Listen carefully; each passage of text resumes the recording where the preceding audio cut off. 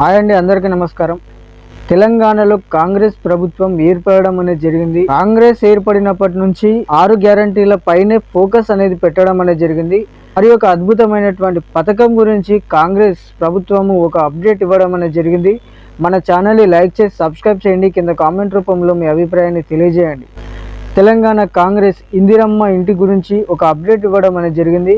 అయితే ఈ పథకాన్ని మార్చ్ 11న ప్రారంభిస్తున్నట్లు వీరు తెలియజేయడం అనేది జరిగింది. 2024లో 5 లక్షల రూపాయల వరకు ఈ పథకం ఇందిరమ్మ ఇంటి కోసము ఇస్తామని చెప్పేసి కాంగ్రెస్ ప్రభుత్వం తెలియజేసింది. ఎవరైతే ఇంటిని కట్టుకుంటామో అనేటువంటి వారు, సొంత స్థలము ఉన్నటువంటి వారికి 5 లక్షల రూపాయలు ఇస్తామని, ఇల్లు లేకపోయిన వారికి, నిరుపేదలకి, పూరి గుడిసెలో ఉన్నటువంటి వారికి ఇందిరమ్మ పేరు మీద ఒక ఇంటిని నిర్మించి ఇస్తామని చెప్పేసి ఈ కాంగ్రెస్ ప్రభుత్వం తెలియజేయడం అనేది జరిగింది. అయితే దీనిని 4 విధాలుగా అమలు చేస్తామని చెప్పేసి తెలియజేస్తున్నారు. దాంట్లో మొదటగా సొంత స్థలం ఉన్నటువంటి వారికి ముందు ప్రాధాన్యత ఇస్తారు.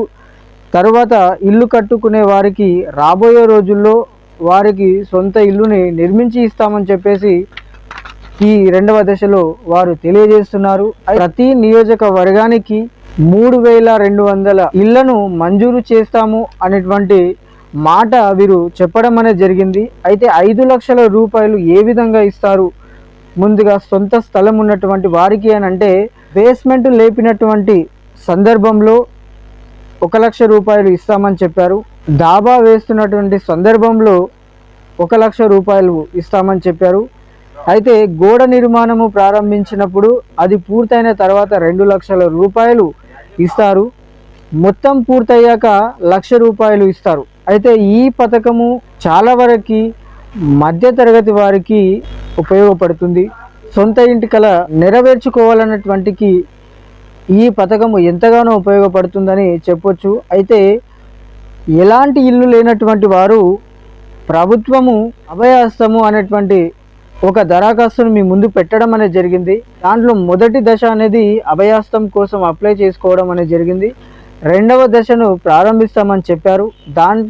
దాంట్లోకి వెళ్ళి ఆ దరఖాస్తులో మీరు ఇందిరమ్మ ఇంటి కోసం ఎవరైతే అప్లై చేయలేరో వారు మళ్ళీ అప్లై చేసుకోండి.